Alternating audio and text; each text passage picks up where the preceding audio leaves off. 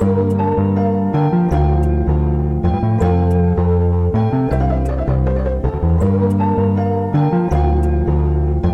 Production.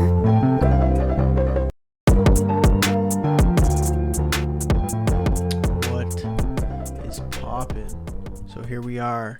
We're looking at C3 AI. It's January 16, 2025. A few things I want to point out that I think. Well, first off, let's just say this. I think AI stocks are in a very interesting predicament. I think AI technology is, of course, and it's ever growing as well, but it's becoming very, very popular. It's almost like a little bit of a buzzword. Um, but we're starting to see like insane levels of tech improve in this AI sector.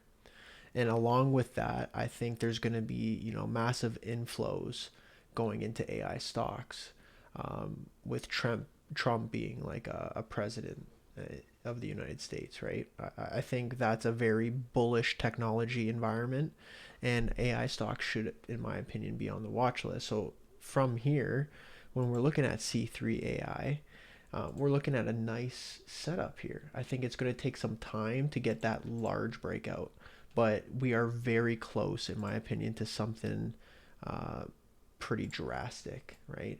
So as you can see, the volume profile is telling us that above this zone, which is around $45, right? Above $45, there's really nothing, right? It's very thin up here. So all we need to pay attention to with C3.ai is how long is it going to chop around and eat up all the shares below this range. So right now I'm looking at around 40 to $44, 40 to 45, call it, as our resistance, right? This zone that I have marked out, I want to see us eat up as many shares around this zone so that we could do, something like this where we hang around here for a little bit longer, break out, retest, and then eventually we go for the run, right?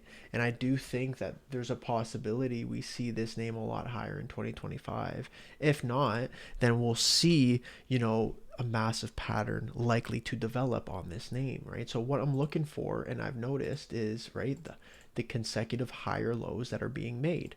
Now, of course, these higher lows, look how long in between them they've taken, right? Here, January 2023, May 2023, right? We end up popping and then we create a higher low in April 2024, right? So it took quite some time, right? But nonetheless, it is a higher low telling us that there is some demand.